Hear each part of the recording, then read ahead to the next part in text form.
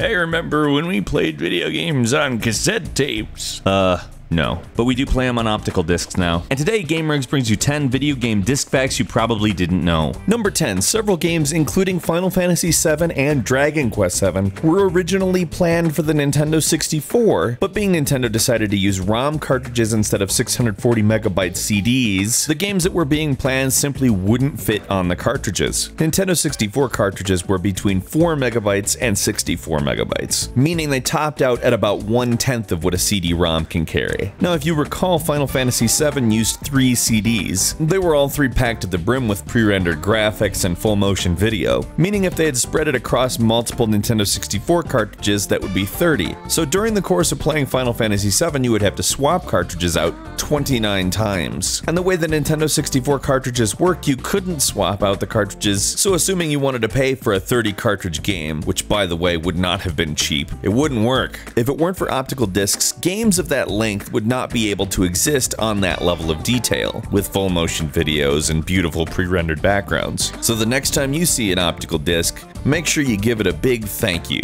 It will ignore you, by the way. Number 9. The Wii uses the hex code 0xD15EA5E, which actually reads disease in leet speak, or hex speak, kind of depends on whether you think the first half of the 90s is cooler than the second half or not, to open a game disc partition. What does that mean? Well, a disc, either a hard disk or an optical disc, really any form of digital storage. In case you're not really aware of how they work, it's sort of like a sub-drive. Wii discs often have an update partition and a game partition, and as with any other function, you need code to switch between these partitions. For the Wii, Nintendo chose the code disease. Whether it's disease or dead beef isn't really that important to how it works, just that it does work, but it's a funny little glimpse into the minds of Nintendo.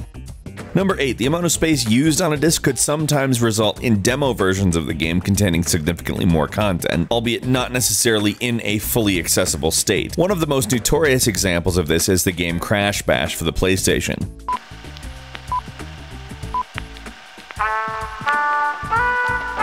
Yoricom Developments Limited Entertainment Software Games. Electronic fun for everyone. If you had a demo of it, you could actually unlock the full version of the game, still in beta phase, by simply inputting a cheat code. The reason this happened is at the time the developers deemed it simply easier to just include the full game and lock off a portion of it, than to make an entirely different build for a demo. To be fair, a lot of things changed between the beta version and the full version that was eventually released. But can you imagine the impact on the sales if people had figured out they'd had most of the game, if they owned a copy of the demo? Fortunately, it took about 9 years after the release of the game for anybody to figure this out, and I can't figure out whether using the abundance of space to avoid doing a little bit of extra work is lazy or clever, but it does make you wonder how many demos are actually like this. Like how many licks it takes to get to the center of a Tootsie Pop, the world may never know. Number 7. That same abundance of space caused some developers to do some more mischievous things. If you took the PlayStation disc for Tiger Woods PGA Tour 99 and put it into a PC CD-ROM drive, you could access a copy of the short film The Spirit of Christmas in AVI format. Now, The Spirit of Christmas is actually the first example of what we now call a viral video, except nothing like YouTube existed at the time, so it had to spread in other ways. Typically, it was by VHS tape, and because so many copies of that particular short were circulated, its creators Matt Stone and Trey Parker were given a green light to create a series called South Park. South Park had already been on a couple of years at that point, and the inclusion of this copy of that short was not authorized, so EA actually recalled the disc. Although I can't really imagine too many people would be like, yeah, I'll send that back. Number 6, it's actually not too hard to clean a game disc. If you have some dirt, grime, or perhaps some small scratches, all you really need is to cover the damn thing in toothpaste. Yeah, I understand that sounds dumb, but it works. Just evenly spread some toothpaste, the regular, not gel, plain white toothpaste, across the whole disc, thick enough to not see the shine through the toothpaste. Then just leave it for about 2 to 3 minutes, then wash it off under cold water, and dry it off with a soft towel, especially if you were doing this because it had a scratch on it. And if that doesn't work, you can always take it to a disc resurfacer. It usually doesn't cost too much to have it resurfaced, but if you're aware of a library nearby that has audio CDs or DVD movies, they typically have a scratch remover machine, and typically if you ask nicely, they'll let you use it. So there, yeah. Take that, GameStop, you won't be getting my $4. Haha. Oh, now I'm in a library. Crap. Number 5, the reason a Blu-ray disc can hold 5 times more data than a DVD is, get this, the laser is blue. Blu-ray, blue laser, get it? Haha.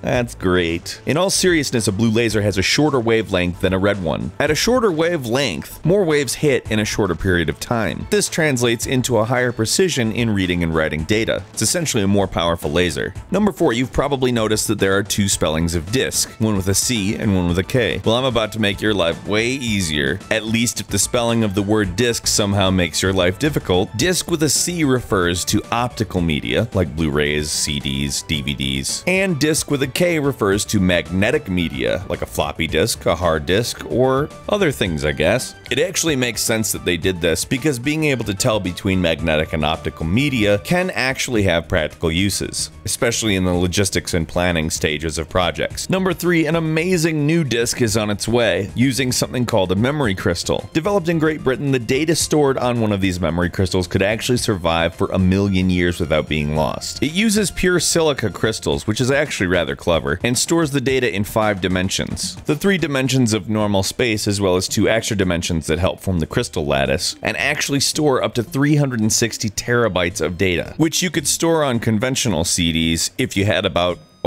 500,000 of them. Number 2, back before MP3 audio was popular, video game CDs often had their music as actual CD audio tracks. So if you put your game CD into a CD player or your PC, it would play the game soundtrack. Now this is a pretty cool feature, but it took up a very large portion of storage on space because uncompressed audio obviously takes up more space than compressed audio. As better codecs came along for compressing audio, it became a lot more beneficial to try to use them rather than CD audio because you get nearly the same sound quality without loading up your disc with data, leaving more data for the game. And the number 1 thing you probably didn't know about discs, someone made a ridiculous Lego video game disc changer for their Xbox 360 system. It's really noisy, it takes a really long time, and it seems borderline purposeless. And if you ask me, that's the perfect purpose for it. It was probably a pretty fun project, and though it's not really that beneficial for anyone, hey, why not? A little bonus for you. Have you ever noticed when they do a great job incorporating the disc itself into the disc art? For instance, the Super Mario Bros. Wii art features Mario, Luigi, and 2 toads set up to look just like the old Super Famicom controller, which was the Japanese version of the Super Nintendo controller. The Xenoblade Chronicles disc does a really cool job of putting the hole right in the middle of the weapon, which actually makes the weapon look significantly more like it does in-game. And the one Chanbara disc has a sort of interestingly placed hole that, well, let's say acts as some kind of censorship. Or if you put your finger through it, makes it considerably more lewd. If you happen to know more about discs than we do and want to share something that is very interesting to everyone else, or just want to say something funny, leave a comment. If you enjoyed learning some stuff about discs today that you probably didn't know beforehand, or you just happen to like gameranx videos in general, please click the like button. If you're new around these parts, make sure you subscribe. We upload new videos every single day, and it's definitely worth it to be among the first who see them. Of course, we certainly appreciate all that, as well as you sitting through this entire video. Thank you very much. You definitely make it worth it to keep doing this, so we will see you next time.